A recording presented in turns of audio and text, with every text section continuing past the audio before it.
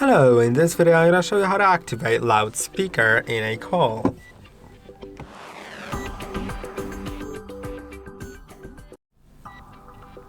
To activate the loudspeaker, you will need to first make a call. Okay, I'm waiting to receive it.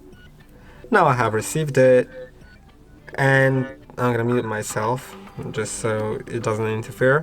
If you click on speaker, then it goes into speaker mode. So if I say something, it's going to be out loud. I'm going to turn the volume up. Okay, I'm so sorry for that. You can hear it. Yeah, you can hear it. So that's how it works. I hope that this video was helpful. Don't forget to like and subscribe, and I'll see you in the next one.